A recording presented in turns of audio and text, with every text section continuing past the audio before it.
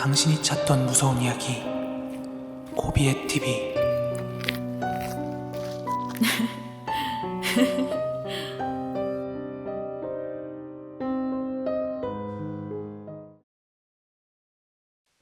안녕하세요, 코비의 TV입니다.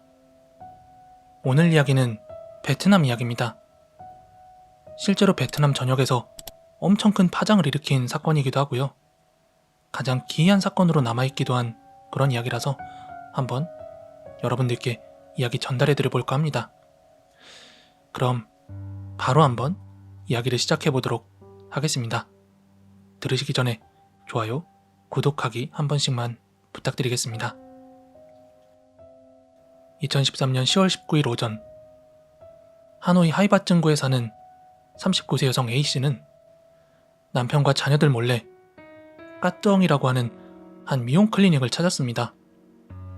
원래 평소에 외모에 관심이 많던 A씨는 이곳에서 가슴 확대 또 지방흡입 수술을 받기로 예약해둔 상태였습니다. 수술을 집도한 원장은 의사였습니다.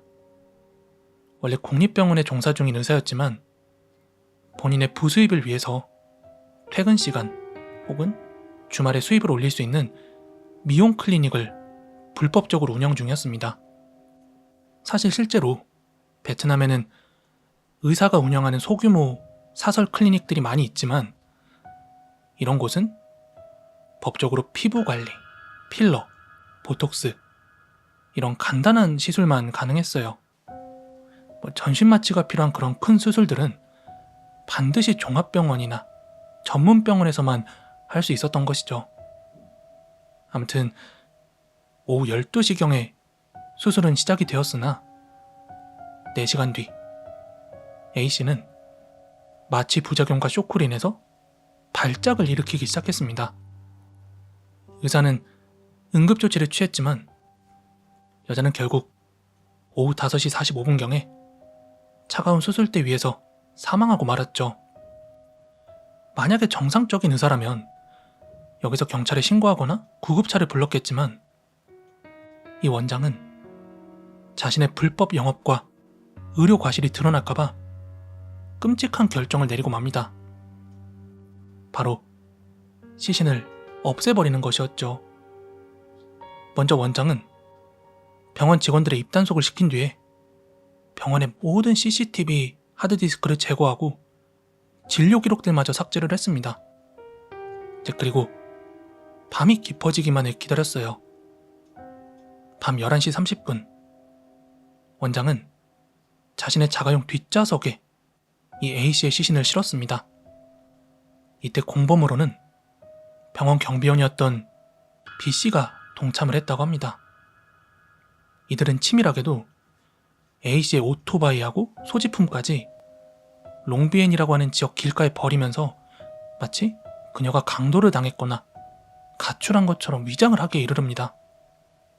그리고 새벽 1시경 이들은 하노이의 젖줄이자 거대한 강인 홍강을 가로지르는 한 다리 위에 차를 세웠어요.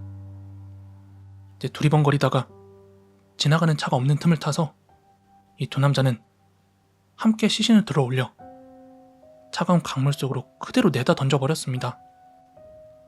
시신은 어둠 속으로 사라졌고 원장은 아무 일 없다는 듯 태연하게 집으로 돌아갔습니다.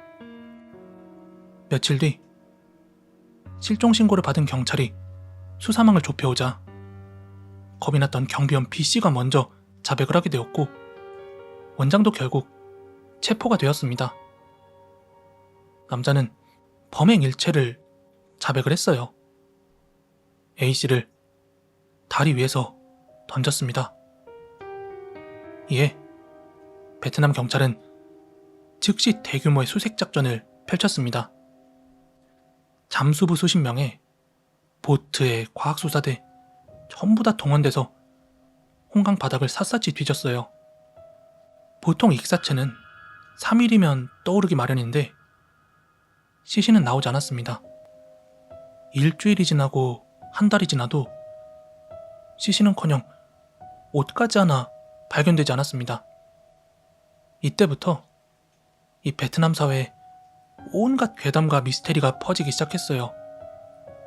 이 근처에서 낚시를 하던 사람들이 나 여기 있다, 꺼내줘 하는 여자의 울음소리를 들었다던가, 또 물 위로 하얀 손이 불쑥 솟아올랐다가 가라앉는 것을 봤다던가, 그러다 보니까 사람들 사이에서는 또 이거 시신을 콘크리트로 가라앉힌 거 아니야?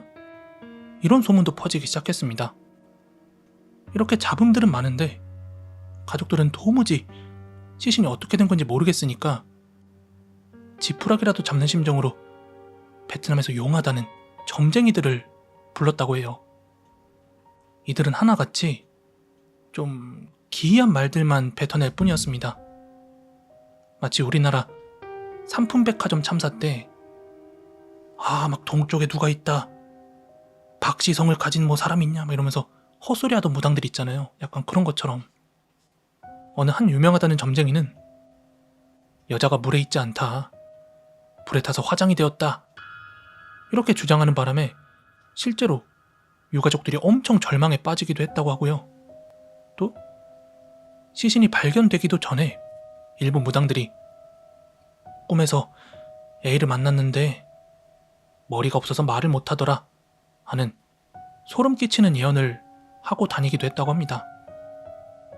그리고 실제로 한 영매가 지목한 장소를 수색해보기도 했는데 동물의 뼈가 나오기도 했지만 이게 A씨 건은 아니었다고 합니다.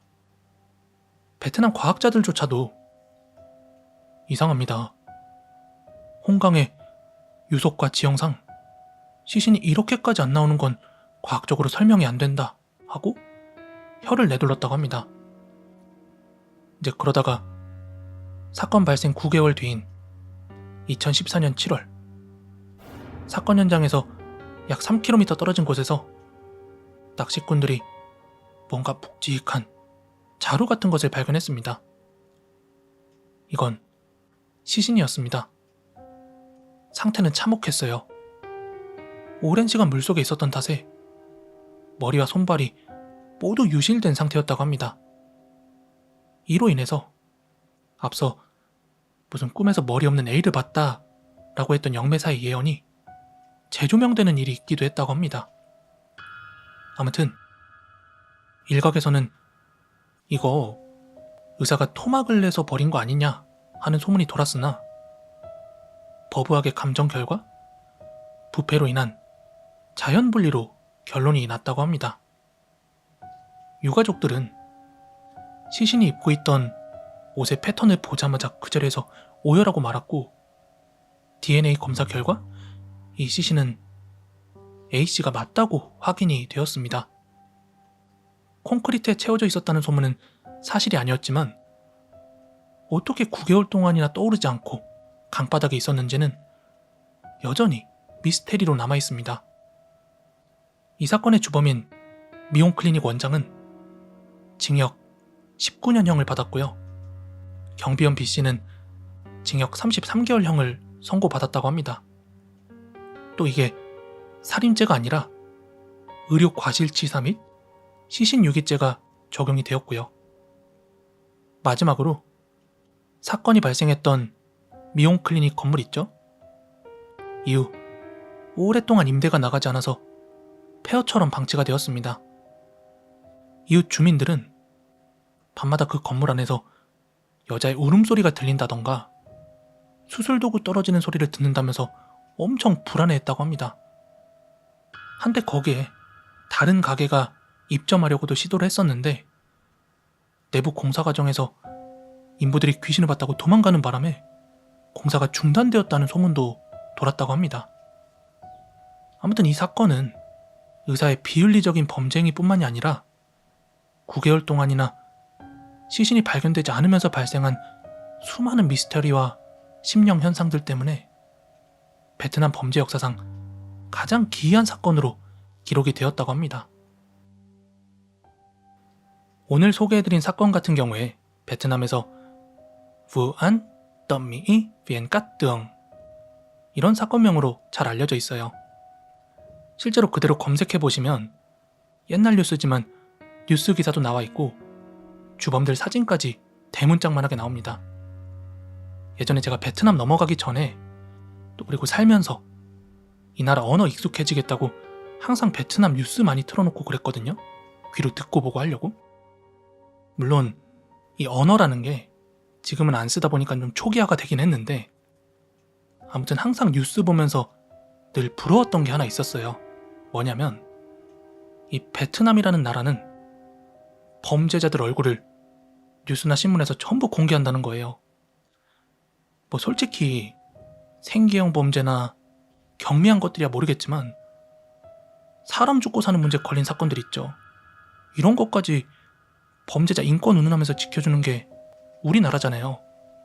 이를테면 작정하고 고의로 수백억대 전세 사기 일으킨 그런 범죄자들도 물론 물리적으로 위해를 가한 건 아니지만서도 이 사건으로 인해서 좌절감 때문에 막 스스로 가시는 분들도 계시는 마당에 이런 범죄자들은 그냥 뉴스에서 뭐 용의자 모씨, 용의자 A씨, B씨 이러고 나면 누군지 감도 못 잡잖아요.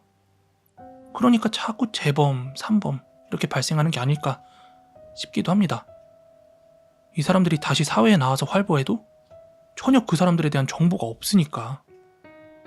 아무튼 요 이야기 알아보면서 그냥 대문짝만하게 그 주범 얼굴이 나와 있으니까 한번 해본 말이었는데요. 저도 경위는 모르겠지만 대중들 혹은 유가족들한테 얻어맞은 건지 뭔지 그 주범 얼굴에 상처가 크게 나 있는 사진이 뜨더라고요. 네, 아무튼 그렇습니다. 오늘 이야기는 여기까지고요. 여러분들 재밌게 들으셨다면 좋아요, 구독하기 한 번씩 부탁드리고요. 저는 다음에 더 무서운 이야기로 찾아오도록 하겠습니다. 다들 좋은 밤 되세요. 감사합니다.